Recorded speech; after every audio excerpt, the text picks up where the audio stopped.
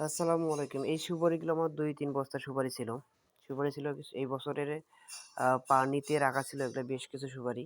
তা আমি ভাবলাম যে কিছু সুপারি একটু বেচি, মানে তুলে বেচি। তো যখন তোলার পরে সুপারিগুলো একটু যেহেতু পানি ছিল ২০ থেকে ২৫ দিন, এগুলো ২ বস্তা আমার কাছে ছিল। তো পানিতে ছিল।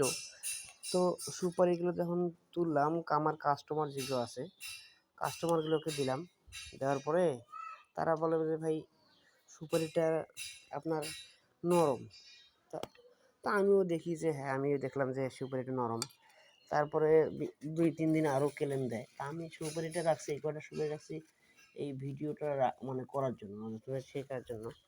এই কাজটা কখনোই যারা সুপারি ব্যবসায়ী আছেন কখনোই করবেন না। এটা আমার ভুল ছিল। আমাদেরও জানিয়ে রাখি। এই যে এই যে দেখেন, এই সুপারিটা দেখেন,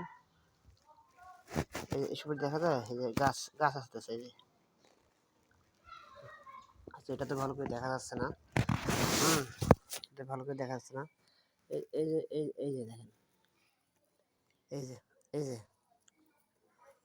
এই যে এই যে সুপারিতে বেশি দিনও রাখি নাই, রাখছি মনে হয় সম্ভবত ৮ থেকে ১০ দিন। শুকার পরে ৮ থেকে ১০ দিন এইভাবে রাখছি। রাখার পরে সুপারিতে এই গাছ আসতেছে। হ্যাঁ, এই গাছ আসতেছে, এই দেখেন। তারপরে কি করছি, আমার এক আড়তদার পরিচয় ছিল। ওই ভাইকে বললাম, "ভাই এগুলো তো আমার একটু সেল করতে সময় লাগবে। আপনি এগুলো আমাকে একটু কষ্ট করে সেল করে দেন।"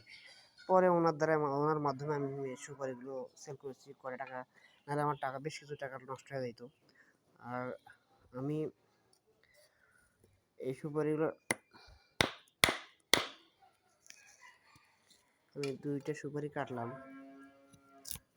এই যে দেখেন, এই যে আবার সুপারিটার মাঝটা মনে করেন যে লাল হয়েছে, লাল হয়ে গেছে। আবার সুপারিটা দেখতেও ডিসকালার চলে আসছে।